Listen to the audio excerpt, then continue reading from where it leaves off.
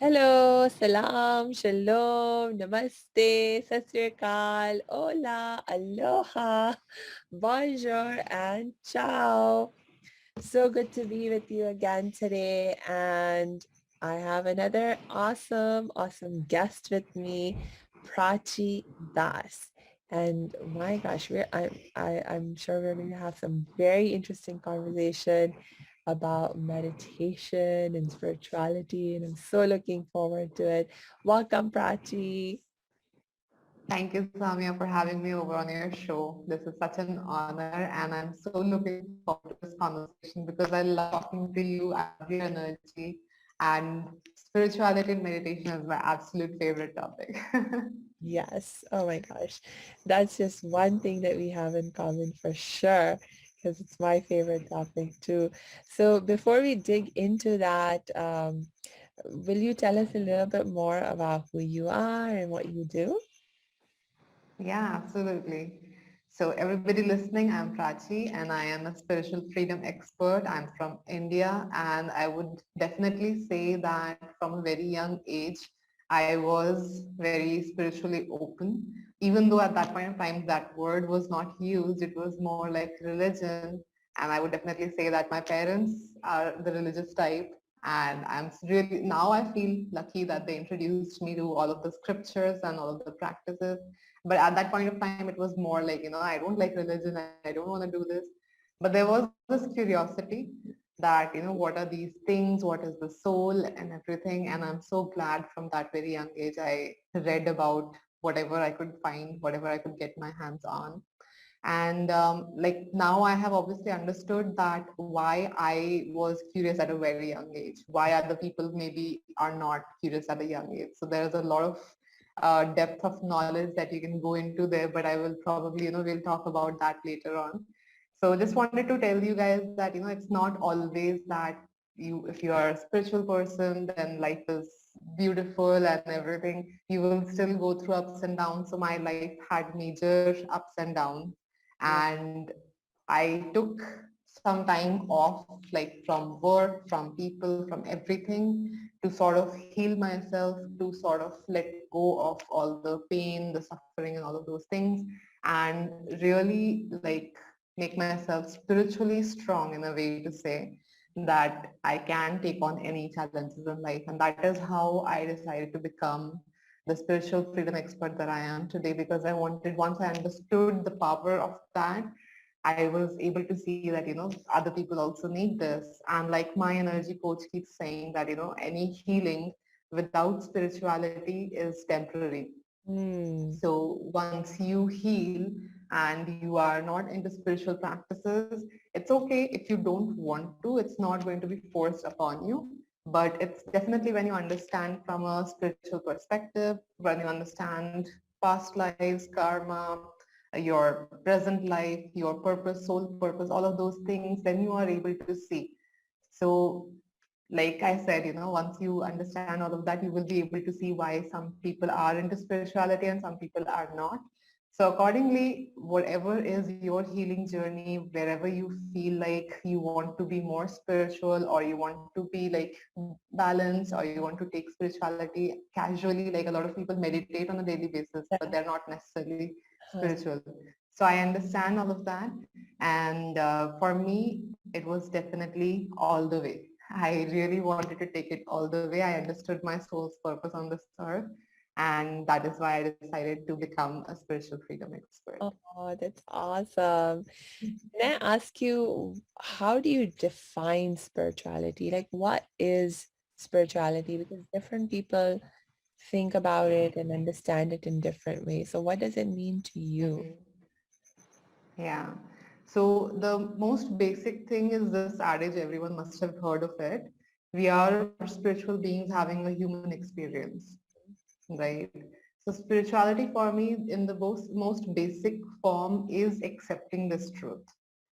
So Uh, when you accept the truth that you are a spiritual being having a human experience, then you are able to kind of detach from that human experience and say, okay, this is not me, right? I am just here to have an experience and then I'm going to go back. Like, people who come on the stage to perform an act. right? So they know that I'm acting and Yeah. then I'm going to leave the stage.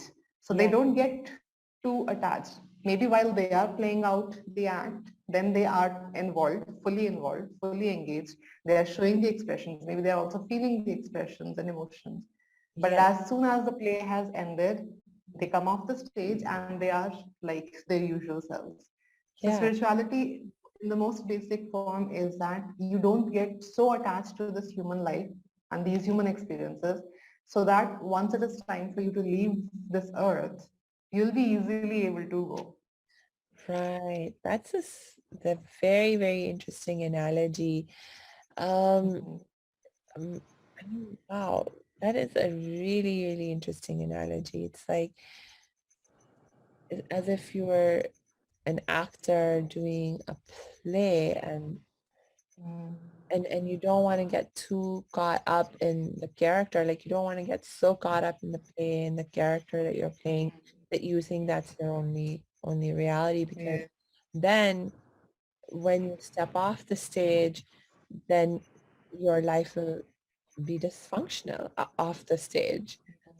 Yeah. Oh my gosh, I love that. I love that analogy. That is so awesome. Cool. Um, okay, tell me more. So I heard you earlier when you were sharing, it seemed like you were making a distinction between spirituality and religion. Is there a Mhm. distinction and what's that distinction for you? Okay. So to begin with, there was no difference between religion and spirituality. Now Mm, there is a difference because like there are people who are blind followers, right? mm, And also there are people who I think the only word I can use is corrupt, right? So the people who are corrupt, they use religion as a way to control other people. And the mm, people who are blind followers are not able to see those things, right? So religion came up. Religion was actually not something that was out of the ordinary. It was a way of life. It was the way you live so that you are able to remember that basic thing that yes, you are a spiritual being. You are just here having a human experience. So whatever in Indian culture, if you are doing worship, that is also to sort of remind yourself every day that there is a creator and I am a soul. I'm just here to have this experience. yeah, In your culture, you have prayers, right? As yeah, far as I know, you have prayers 5 times a day. that's right. So mainly it is like, you are sort of giving thanks to the creator for giving you this opportunity to come here and have this experience. Because essentially we are all part of that whole, the creator, Yeah. right? We are not really separate, but Yeah. we have been given this opportunity to have this experience, to also experience being a creator. So we Mm, are here also creating our life. But mm, when we forget that, then we go into this mode that, no, I have to control the situations, the world is against me, the world is an unjust place or whatever, those kind of experiences you have. So religion was just a way of life. Religion was just a reminder that, this is the absolute truth and what you are living is probably sort of like a dream or an illusion, uh, right? And then when it became like, oh, if you don't pray 5 times a day, you're going to go to hell, or if you don't offer sacrifices to some kind of a deity, then you are going to go to hell. Or if you don't donate to the church or to the temple, then you are a bad person. Or this, so that is where religion and spirituality became distinct. mm, So for me, because I started with reading the scriptures, I could see like those differences because I read scriptures from different, let's say, authors, right? Or let's say different spiritual leaders. So some would have that innate sort of, bias. yeah. Some texts would say that, women are maybe need to be put down Mm, or so I would be able to see that, there is a distinction, there is a bias and there is one leader who is speaking only the truth, right? So for me, I was able to make that distinction between religion and spirituality, and I was able to go to the thing that seemed like the more logical thing, I would say, because at that point of time it was more like, I was using my human logic to say, okay, this is logical, so I'm going to accept this. yeah. And much later on, when I went deep into my healing, that's when I realized that, the logic part is actually also an illusion, Mm. right? And if you understand, there is something called as the dual dichotomy, Mhm. and things are black, but things are also white. Things are dark, but things are also light. Yeah. So if you think that this is logical, so this is true, there is a universe or there is a part of universe where the other thing is also true. Mm. Can you give an example of that? Absolutely. So if you feel like, being a good person or being a generous person is a good thing, there's also a place where being a thief is a good thing, right? So for example, like, even in this universe and even in this world, if you were raised by parents who said that you should be generous and you should give to others and you should be there for others, you understand that to be a good thing. And then you operate out of that life. And there is a parent who is teaching the child to be a thief, to be dishonest, to be corrupt, or all of those things. And for that child, those are the morals, Mm. right? And then in the world, because I said, like, there's black and there's white, everything is a balance. So in a way, when you understand karma and all of those things, those people and these people are both equally important in the world. They Mm. were both created by the creator. So it is not that for the creator, these are good and those are bad. For the creator, the definition of good and bad might be different. For the creator, punishment and what uh, awards, rewards, all of those things might be different, right? So that is my understanding now, that whenever I feel like I have been wronged, I reflect that, there might be some day that there was an imbalance and things are coming back in balance now. Mm. That is a very, very interesting perspective. And one thing that I love about it is that it allows you to see beyond just a black and white perspective. Mm-hmm. One of the concepts that I love to talk about and teach and apply, really important to apply, is Yeah, go absolutely. beyond black and white thinking, because Mhm. as a happiness expert, I recognize that black and white thinking is one of the biggest causes of unhappiness in our lives. Mhm. Because when you see something like black and white, meaning like good and bad, for example, if you see Mhm. everything in dichotomy of it's either good or bad, then when you see things that are good, you feel good. But when you judge something to be bad, then of course that makes you feel bad.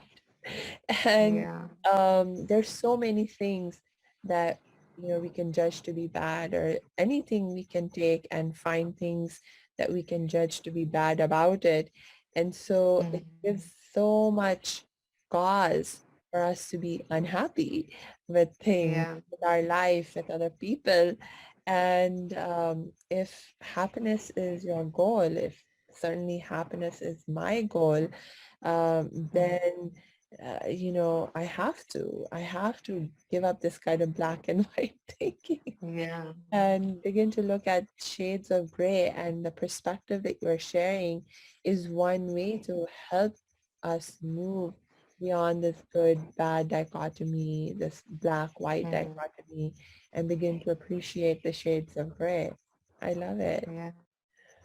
Or even just appreciate that, the black as well as the white are important. Yes. Oh, Not discard one of them because they don't yes. go with your values. Mm, yes.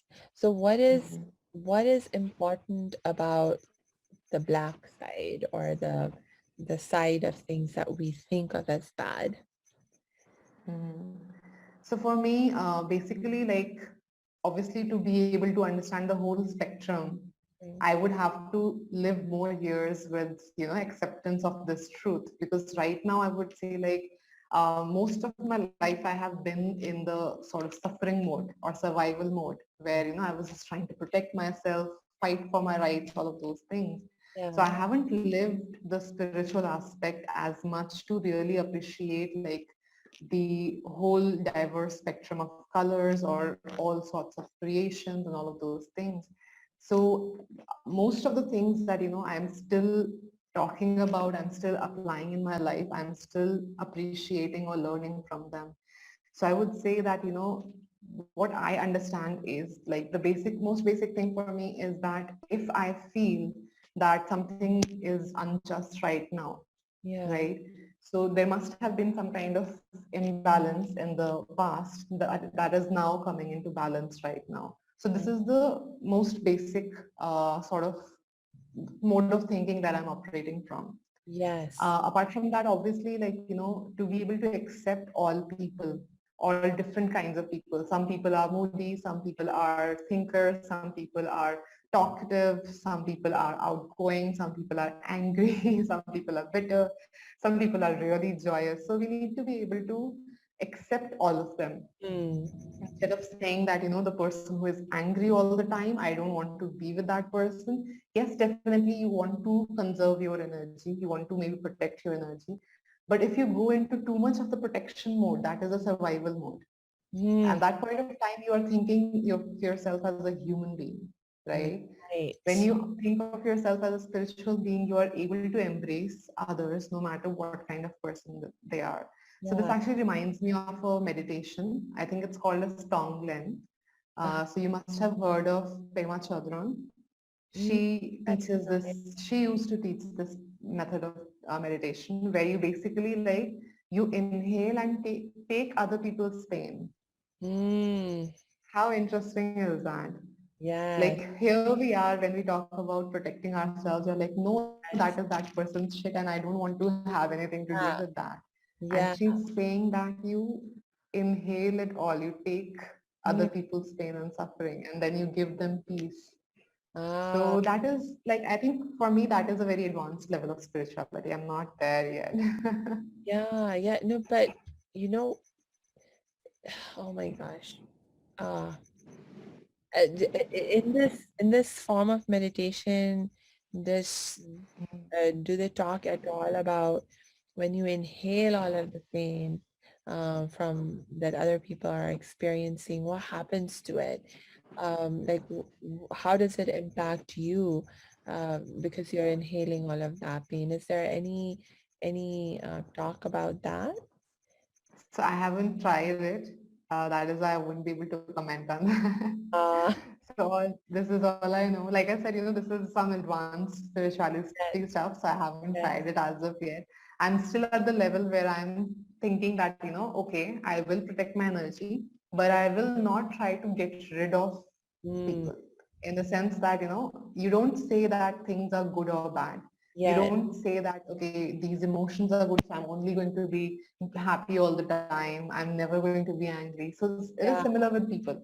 yes, So when you say that, these are the kind of people I'm going to just remove from my life, they are toxic uh, and all of those things, yeah, somewhere, you need to reflect within, mm, right? How am I in my own self? How am I when I am in my head and not really, how I'm behaving with other people, etc. yes, Or why does this person appear toxic to me? Or why does this person appear harmful or, yeah, bitter or angry to me? So you need to yeah, do that reflection. And then yeah, obviously it comes down to acceptance. So you are able to accept, like you said, all the shades of gray. You are able to accept the black as well as the white. yeah. And that actually comes from radical self-acceptance, I would say. Oh, yes, So yes, because all of that is a reflection of your inner world. So you accept yes, all parts of yourself and naturally you will be able to accept the world as well. yes. Oh my gosh. Oh, self-acceptance. Oh, you really hit something there. For me, um, there one of the forms of meditation that I love to practice. There are actually two that are sort of similar in this way. So I will mention both because I love both. And if people want to sort of Google one or the other or both and try them out, um, I will mention. So the first is the loving kindness meditation, Mhm. and that comes from the Buddhist tradition. And the second Right. meditation, it's called the open heart meditation. And Mhm. But I learned it from a teacher, like a spiritual teacher who's based in Indonesia. But I don't know if he has any specific religious tradition that he's associated with. He has never talked about it. I've never asked. But the sort of one commonality between the loving kindness meditation and the open heart meditation is this understanding or this approach of you first start the process, the meditation process, by um, praying for yourself, for your Mm-hmm. own peace and your own happiness, your own healing, and then you sort of expand that to include other people. So then you start to pray for other people, and you're like, okay, I just prayed for peace for myself. Now I'm going to pray for peace for other people. I prayed for more happiness for myself. I'm going to pray for more happiness for other people. And so you're trying to sort of like you first start with yourself, because Mm-hmm. if you are angry and you're full of jealousy or hatred or any other quote unquote negative emotion like that, um, Yeah. how will you be able to care for others? It's not going to Mm-hmm. happen. So first you have to take care of yourself. You have to get to a Yeah. place of peace and love within yourself, and then Mm-hmm. you can even begin to think about other people. And so when you're praying for yourself, like that's an amazing act of self-love and an act Yeah. of cultivating greater self-acceptance, because it's, Mm-hmm. like we are full of things inside of us that we blame ourselves for, that we judge ourselves for, that we might feel ashamed about ourselves, that we might feel guilty about. And Yeah. so, you know, definitely these forms of meditation, these prayers, there are practices in self-love and self-acceptance. And I find them so healing. Mm-hmm. Absolutely. And this reminds me of, like, when you were saying about the prayer for yourself and then you pray for others, it reminds me of the adage that heal people heal other people, Ah, right? So you yes, have to start with your own self first. yes, And also, like, you can't serve from an empty cup. I think that is what right. is also said, that you have Yes, to fill your cup first and yes, then you will be able to serve other people. yes, So it's definitely important. Like, I would say, self-care, a lot of people might feel like, I also used to feel like, all of a sudden people are talking about self-care, people are talking about taking care of yourself, resting, all of those things. I think somewhere there is this sort of the shift, because a lot of people are talking about the shift from the masculine dominant to a feminine dominant. mm, So earlier, there was more of a masculine dominance and energy all across the earth, which is why we had like patriarchy, maybe oppression of women, all of those things. And at that point of time, masculine energy is basically, doing things, getting things done. So there's no concept of taking rest or taking care of yourself, etc. Now we are seeing this feminine dominance. Now feminine is going to take over. So feminine is all about taking care of yourself as well as taking care of others, yeah, right? So there is this very huge need, and that masculine dominance had caused a lot of these kind of things. Like, people were doing so much, they were trying to do maybe multiple jobs or jobs, the side hustle, their own business, all of those things, and people were burning out, yeah, right? So now there is this huge importance of taking care of yourself. And when you are well taken care of, when you are happy, then you are able to make other people happy. yeah, I hear a lot of people, when I ask them, what do you want to do? They say, I want to make other people happy. mm, But they themselves are not happy right now. They themselves think that I will make others happy and then that will make me happy. mm, Whereas it's actually the other way around. Or maybe, you are able to make a couple of people happy when you are not happy, and that gives you some type of temporary happiness. Yes. And then you go back into a low state, you are negative or whatever.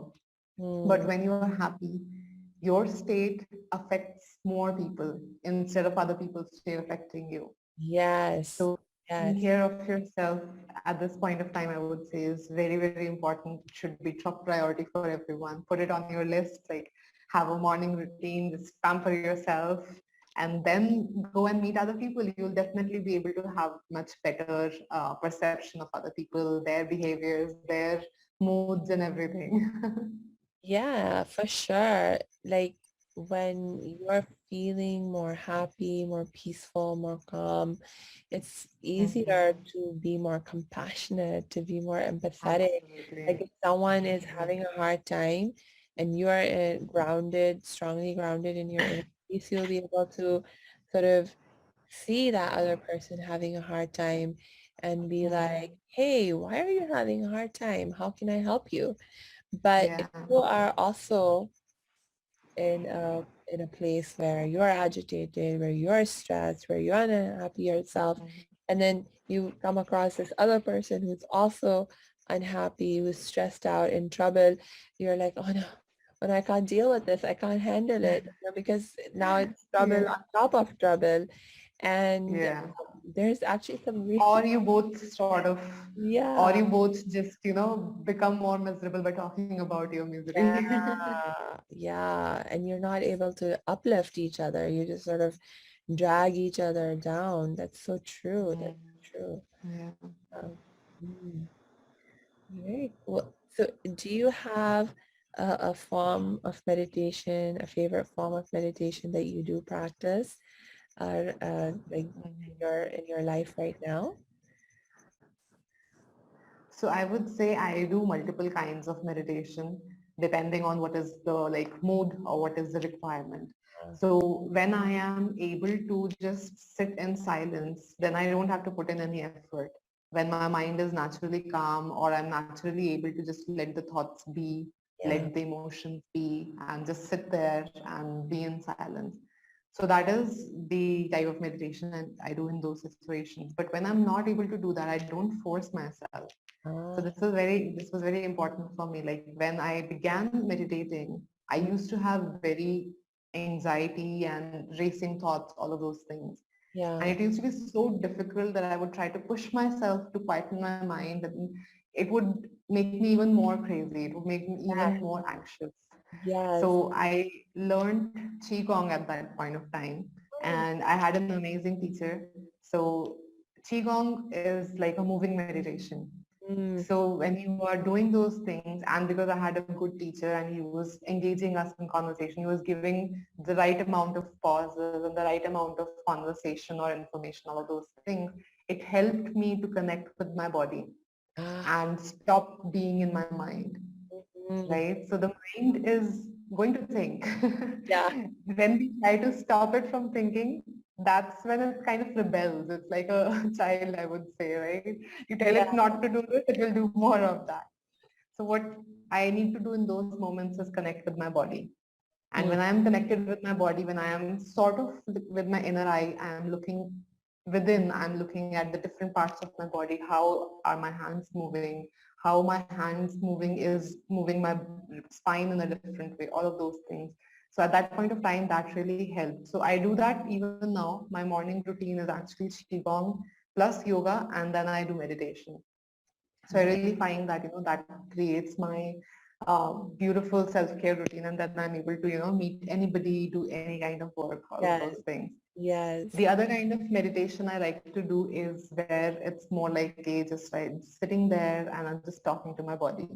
I'm Ah, just talking to my inner child. I'm just talking to my various organs. If I feel like, one of my organs has not been taken care of, for example, like I feel like the heart does so much for us. Like the heart is one organ that is just pumping all the time, right? And we don't do enough for it. And the heart actually, when you go into Qigong, you learn about the emotions that your different organs take up. So your heart takes on sadness, oh, right? And your heart needs to be love. It needs to be full of love. So Yeah. you give love to it. So I just sit there and I'm like, okay, I communicate with my heart. Is there something I can do for you? I'm sending you love. Please tell me how I can take care of you. And some people might feel like this is crazy, but sometimes I actually get sort of, one line phrase or sentence or guidance from my body where it tells me how to take care of it. And I Mm, would definitely say it doesn't come right away, because I remember when I was first told to talk to my body, I was like, but my body doesn't talk back to me. And at that point of time, it was just impossible that my body doesn't have a voice. It's not going to talk to me, but now it does. And it won't talk to me constantly.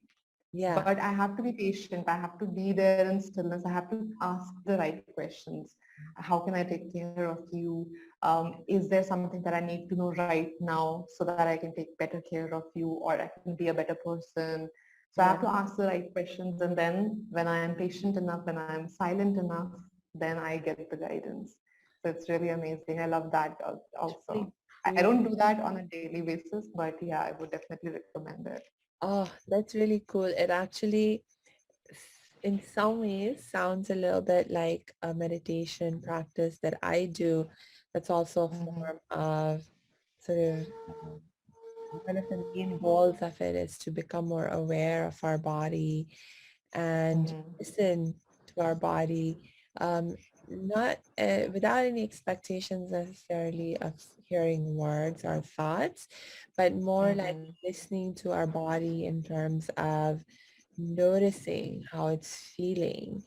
And Mm-hmm. um, one of the teachings is that, oh, sorry, one of the teachings or understandings or what you call like assumptions that we're making about the body is that our body um, actually does talk to us, and it's always trying to Mm-hmm. communicate with us, Yeah. and the way it communicates with us is through feeling, like how it's feeling. Mm-hmm. So Yeah. ideally it wants to be relaxed. It wants to be free of any sense of tension or stress or holding. And so when your body is feeling relaxed, it's saying, ah, you're doing something good, do more of it. Yeah. And any part of the body that's feeling tense or in any kind of pain or discomfort, that Mm-hmm. sensation of pain, discomfort, tenseness, etc., that's telling you, hey, Mm-hmm. there's something you need to release, let go, do different, Yeah. because it's causing us pain, it's causing us tension, it's causing this Absolutely. thing. And so just to become more and more aware of how your body is feeling. And Mm-hmm. the way that I practice this is actually through walking. So like Mm-hmm. we're walking, but we're walking in a very sort of like deliberate, conscious way. And like each step, we break it Mm-hmm. down into six parts actually. And there's a way that you raise your heel off the ground. How do you swing your leg forward? When you swing your leg forward, like, you're trying to be aware of, you know, are you swinging from the hip? Are you swinging from the knee? And then when you press your foot down, you know, where is it landing? You want to land on your heel, and then move from Mm-hmm. heel to toe. Like there are all these like little aspects of like if you're walking in a completely relaxed, natural way, there's a certain way Mm-hmm. you would walk. But if you're Yeah. tense in any way, if you're stressed in any way, if you're holding any part of your body, then you will walk in a different way than this completely relaxed, Mm-hmm. natural way. And so learning to Yeah. become more aware of, okay, what am I doing? How am I moving my body? Am I walking in the most relaxed, natural way? And if I'm not, what can I do so that I can walk in the most relaxed, natural way? And it's just one way to gain more awareness of your body and learn to listen to your body more and better. Yeah, And I find it absolutely. so helpful, so helpful. That actually reminds me of so many things. So definitely, like your body is communicating all the time, Yeah, right? Like through feelings, through emotions, through aches and pains, everything is just a communication from your body.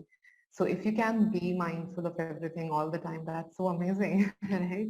In every moment, if you're able to understand that this means this and I should be doing this differently or I should continue to do it the way I'm doing. So that would be amazing. But because we don't do that, you can probably take out time during different intervals of the day. Like yeah, for example, Sadhguru says that whenever you sit down to eat, yeah, don't start putting the food into your mouth. yeah, Just sit there with the food in front of you. Your yeah, body will tell you actually, whether you should eat this or not, whether it is the right amount of food or not, whether it is the right kind of food or not, whether it is the right time for you to eat or not. Your body will yes, tell you, yes. right? And similarly, like you talked about walking, so I read this book by Thich Nhat Hanh, Mm. and the book was How to Walk. He also talks about mindful walking, and he has different books, How to Sit also. Yes, So he I love said, that. when we I are love mindful, it. when we are relaxed, we sit in a different way. And we Yes. want to bring that awareness to other moments also. Mm, So that now I realize, okay, I am sitting in this way. Probably my back is a little stressed, yeah. right? So what do I do? Mm, And I am in that state where I'm able to listen to my back, where I'm able to understand that okay, this is the requirement. Or you remember when I was relaxed, I was sitting like this. So that yeah. mindfulness, that awareness has to be practiced first so that it can become a habit. And then once it is a habit, then you try to make it like a continuous thing instead Yeah. of just doing it at particular times of the day. Yes. So that is Exactly. and that reminds me of a walking meditation that we do. So in India, in some cultures, there's this thing called as parikrama, Uh, and it's a walking meditation in a circular path. Mm, So we do this, I think once a month we try at least. And it's basically like 5 to 8 hours. If you are a fast walker, you can complete it in 5 hours, but I'm a slow walker and I completed in 8 hours. So like, in 8 hours, I'm just walking. I'm yeah. just walking. And that brings up so much. Like even if I'm not mindful the entire time, at some point of time, the body kind of screams. So you are able to see where exactly those tensions are, where exactly those holding tense, all of those things are, and where exactly your body is fine and not fine and how you should bring the balance. Because right now, maybe you're so used to walking the wrong way that you won't be able to notice the difference, right? I remember when earlier also, I used to have this problem of neck stiffness Mm, where, if something out of the blue happens or if I perceive some kind of threat, my neck would stiffen. And it had become like a daily thing. I'd never noticed it. Like I would probably notice it when it was really hurting. But yes. once I started the Qigong yoga practices and my body was more relaxed, now as soon as it happens, I catch it. And then I'm able to relax it right away. So it doesn't become a medical condition. So Yeah. similarly, when you do the walking meditation 8 hours, it tells you that, you are walking in the wrong way. Very quickly, like, within half an hour or 1 hour, you will be like, I'm saying very quickly, but for other people, 1 hour would be a long time. So 1 hour walking, you know that I'm walking in a very wrong way because my right hip is hurting, my left hip is not hurting, right? So then you bring yourself into balance consciously and then you try to keep that balance. And again, if you lose balance, then your body will give you the indication and then again you bring yourself back into balance. So I Yeah. love doing these kind of things. Like if you're not able to do it on a daily basis, then you do it in one day. Then you take sort of a retreat and Yeah. then you say, okay, today I'm just going to listen to my body. Today I'm just going to do things for my body.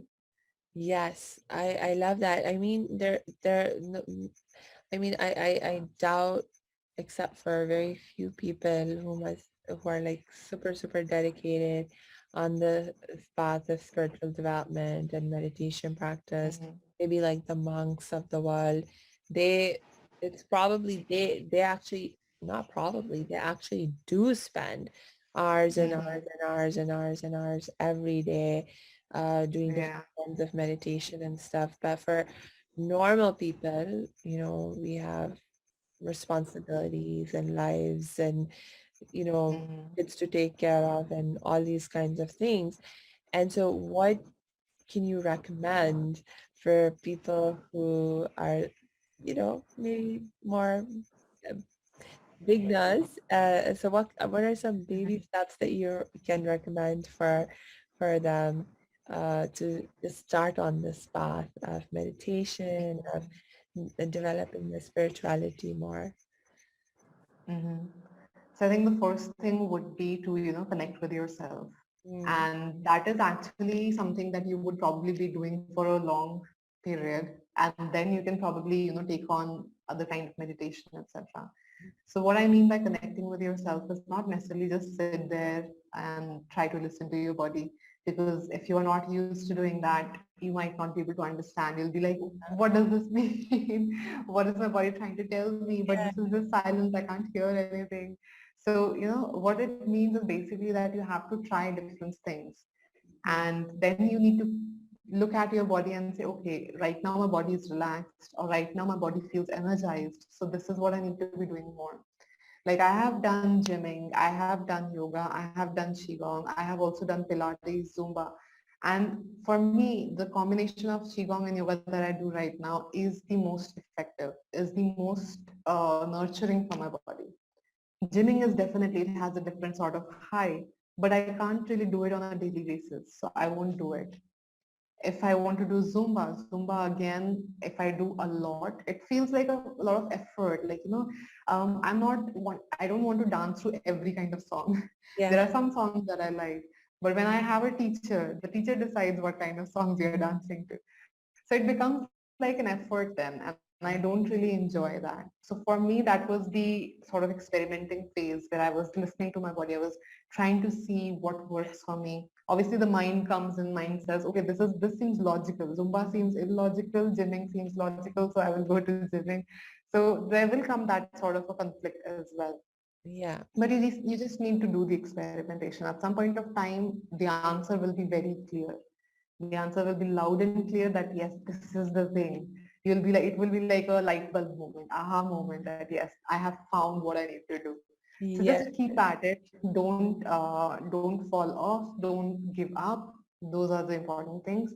And I think like having this routine in the morning is very important. You can do it at any other point of time in the day also. But like I said, when you do it in the morning and you are refreshed and you are calm and happy from within, then meeting other people and all of those things, it's an easier thing as compared to like what right now might be happening.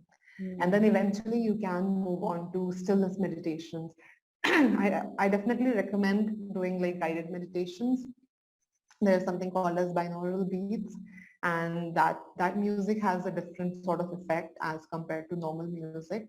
So you can, if you are a more logical person, you can read up about binaural beats, the particular frequencies, etc. That will help you understand which one you want to use, yeah. and not just go into all sorts of different music.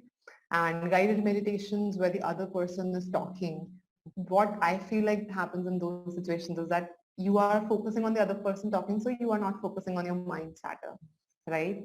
So that helps you to sort of become calm and relaxed, and then you are able to meditate.